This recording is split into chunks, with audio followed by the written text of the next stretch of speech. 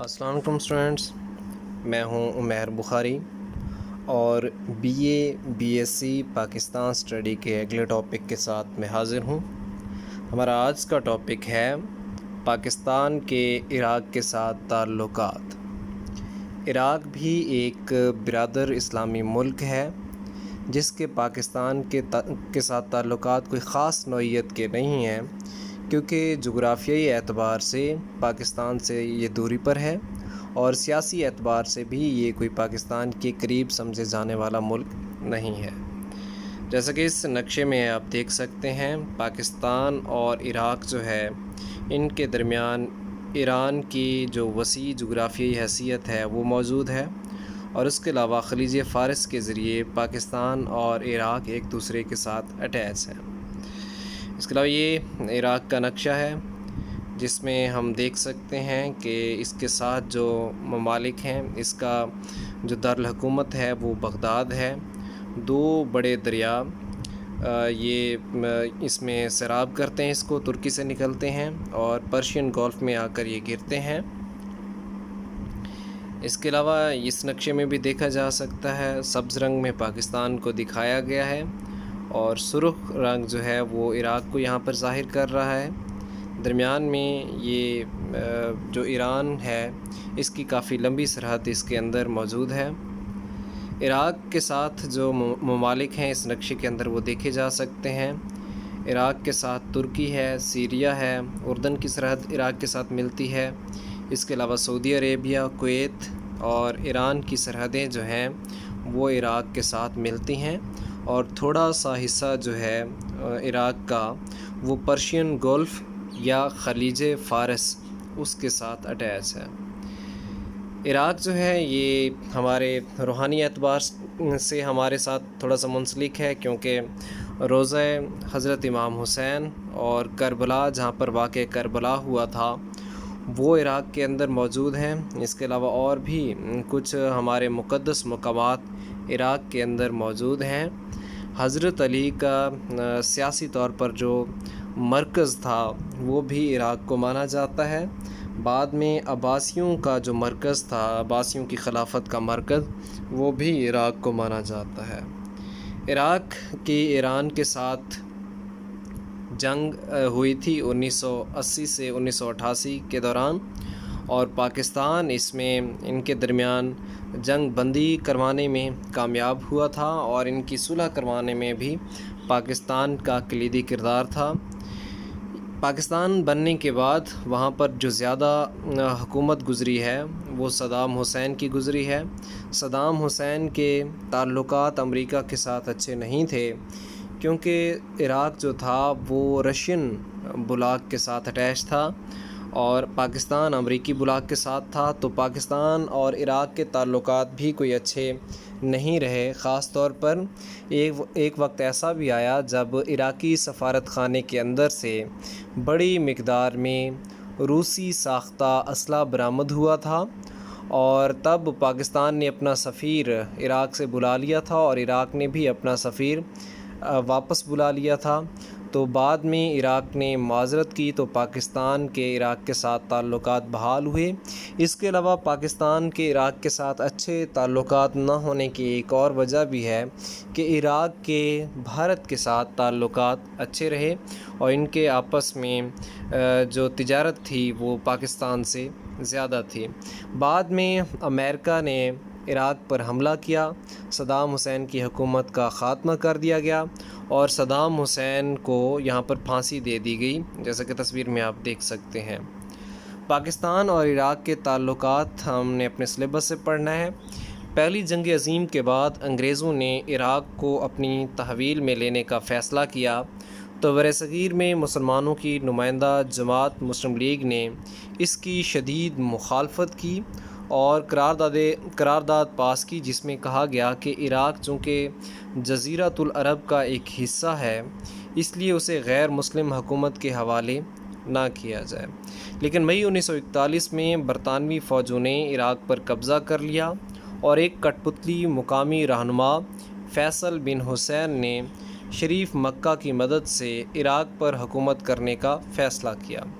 برطانوی حکومت کے اس اقدام پر برصغیر کے مسلمانوں کو گہرا دکھ ہوا۔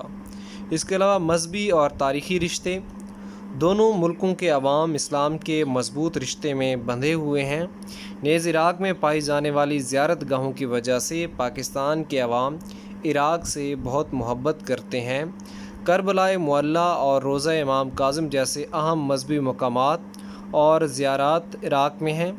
فقہ جعفریہ کے پیروکاروں کے لیے ان مقامات مقدسہ میں بڑی کشش ہے۔ پاکستان سے ہر سال ہزاروں زائرین ان مقامات کی زیارت کے لیے عراق جاتے ہیں۔ اس کے علاوہ تجارتی اور ثقافتی تعاون، 1950 میں عراق اور پاکستان کے درمیان ایک معاہدہ طے پایا جس کے تحت دونوں ملکوں کے تجارتی تعلقات کا آغاز ہوا۔ 1951 میں دونوں ملکوں کے درمیان ایک ثقافتی معاہدہ بھی ہوا۔ پاکستان کی افرادی قوت نے عراق کی تعمیر و ترقی میں نمایاں کردار ادا کیا ہے۔ پاکستان کی تعمیراتی company national construction company of Pakistan نے عراق کے متعدد صنعتی اور زرعی منصوبوں کو پایہ تکمیل تک پہنچایا ہے۔ اس کے علاوہ دفاعی معاہدے ہیں۔ فروری 1955 میں ترکی، عراق اور پاکستان کے درمیان ایک معاہدے پر دستخط ہوئے جسے بغداد پیکٹ یا معاہدہ بغداد کا نام دیا گیا۔ یہ ایک قسم کا دفاعی معاہدہ تھا۔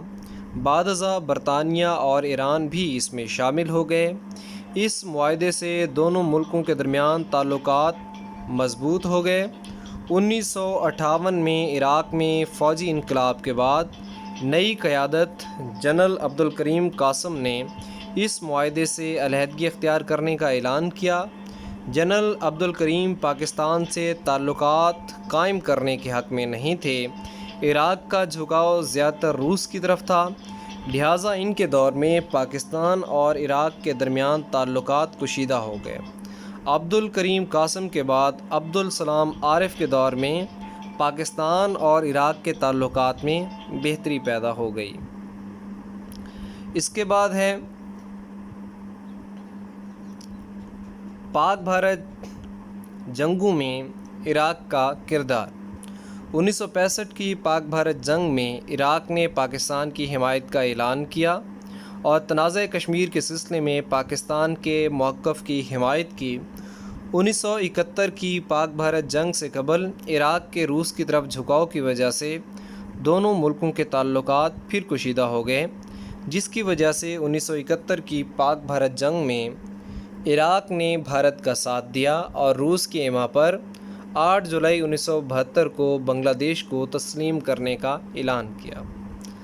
عرب اسرائیل جنگ میں پاکستان کا کردار۔ 1967 میں عرب اور اسرائیل کے درمیان جنگ شروع ہو گئی۔ عربوں سے قریبی تعلقات اور اسلامی بھائی چارے کی بنا پر عربوں کی شکست پر پاکستانی عوام کو دلی صدمہ ہوا۔ پاکستان کے اس برادرانہ رویے پر عراق نے پاکستان کو اپنا بھائی قرار دیا اور دونوں ملکوں کے مابین انتہائی خوشگوار تعلقات قائم ہو گئے۔ عراقی سفارت خانے سے روسی اسلحہ کی برآمدگی۔ 1973 میں اسلام آباد میں عراقی سفارت خانے سے بڑی مقدار میں روسی اسلحہ برآمد ہوا۔ حکومت پاکستان نے اسلحہ کی برآمدگی پر عراق سے شدید احتجاج کیا۔ دونوں ممالک نے اپنے اپنے سفیر واپس بلا لیے۔ بعد ازاں عراق کی معذرت پر دونوں ممالک کے درمیان سفارتی تعلقات پھر سے بحال ہو گئے۔ عراقی ایٹمی ری ایکٹر پر حملہ۔ 1981 میں اسرائیل نے امریکہ کی شہ پر عراق کے ایٹمی ری ایکٹر پر بمباری کر کے اسے مکمل طور پر تباہ کر دیا۔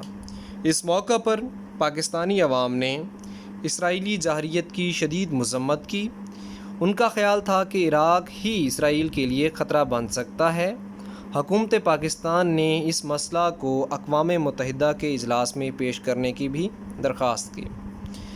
عراق ایران جنگ۔ 1979 ایران میں اسلامی انقلاب کو ناکام بنانے کے لیے عراق نے شط العرب کو اپنا علاقہ قرار دے کر ایران پر حملہ کر دیا۔ دو اسلامی ملکوں کے درمیان خون خرابہ پاکستان کے لیے بڑے دکھ کی بات تھی۔ پاکستان نے اسلامی امن کمیٹی کے ایک فعال رکن کی حیثیت سے دونوں ممالک کے درمیان جنگ بندی کے لیے بڑا اہم کردار ادا کیا۔ صدر ضیاء الحق نے اس سلسلے میں کئی بار عراق اور ایران کا دورہ کیا۔ بالآخر پاکستان کی کوششیں رنگ لائیں اور 1988 میں عراق اور ایران میں جنگ اختتام کو پہنچ گئی۔ عراق کویت جنگ۔ عراق نے 1990 میں فوجی کارروائی کر کے چند گھنٹوں میں پورے کویت پر قبضہ کر لیا۔ پاکستان نے عراقی جارحیت کی شدید مذمت کی۔ 1991 میں سلامتی کونسل نے عراق کو کویت خالی کرنے کا حکم دیا، لیکن عراق نے اس حکم کی تعمیل کرنے سے انکار کر دیا، جس پر عراق کے خلاف فوجی کارروائی کی گئی، جس میں تقریباً 20 ممالک نے حصہ لیا۔ پاکستان نے سعودی عرب کے مقامات مقدسہ کی حفاظت کے لیے فوج روانہ کی۔ بالآخر متحدہ کوششوں سے مارچ 1991 میں عراق سے کویت خالی کرا لیا گیا۔ اس کے علاوہ عراق پر امریکی حملہ اور صدام حکومت کا خاتمہ۔ 1991 کے بعد اتحادی فوجیں مستقل طور پر عرب علاقوں میں مقیم ہیں۔ عراق پر اقتصادی پابندیاں لگائی گئیں۔ اسے صرف اتنا تیل برآمد کرنے کی اجازت تھی جس سے وہ ضروریات پوری کر سکے۔ اس کے باوجود یہ پروپیگنڈا کیا گیا کہ عراق میں بڑے پیمانے پر مہلک اور تباہی پھیلانے والے ہتھیار بن رہے ہیں۔ ان ہتھیاروں کی تلاش کے لیے معائنہ کاروں کی ٹیمیں وقتاً فوقتاً عراق پہنچتی رہیں، لیکن انہیں ناکامی کا سامنا کرنا پڑا۔ پھر عراق کو اپنے میزائل تباہ کرنے کا حکم دیا گیا۔ جب اچھی طرح یقین ہو گیا کہ اب عراق میں مزاحمت کی سکت باقی نہیں رہی، تو امریکہ اور برطانیہ کی فوجوں نے 2003 میں عراق پر حملہ کر کے صدام حکومت کا خاتمہ کر دیا۔ اب عراقی عوام غیر معمولی جرأت کے ساتھ اتحادی فوجوں کے انخلاء کے لیے مصروف پیکار ہیں۔ پاکستان کی عوام عراق پر امریکی جارحیت کے سخت خلاف ہیں۔ حکومت پاکستان نے امریکی خواہش کے برعکس عراق میں اپنی فوجیں بھیجنے سے انکار کر دیا۔ عراق میں پرتشدد واقعات اور بے گناہ مسلمانوں کے قتل عام پر پاکستانیوں کے دل بے چین ہیں، اور وہ چاہتے ہیں کہ اتحادی فوجیں سرزمین عراق سے نکل جائیں اور عراق کو ایک آزاد اور خود مختار مملکت کی حیثیت سے زندہ رہنے کا حق دیا جائے۔ صدر صدام حسین سے لاکھ اختلافات کے باوجود یہ بات ہم کہہ سکتے ہیں کہ جب تک صدام حسین زندہ تھے، عراق ایک طاقتور اور متحدہ ملک تھا۔ لیکن صدام حسین کی وفات کے بعد نہ صرف عراق بہت کمزور ہو گیا، اس کے بعد عرب بھی وہ پہلے والی طاقت نہیں رکھتے۔ تو یہ ظاہری طور پر دیکھا جا سکتا ہے کہ صدام حسین کا خاتمہ اصل میں اسلام کو کمزور کرنے کی کوشش تھا۔ یہ ہمارا آج کا ٹاپک تھا۔ انشاءاللہ کل اگلے ٹاپک کے ساتھ حاضر ہوں گے۔ اللہ حافظ۔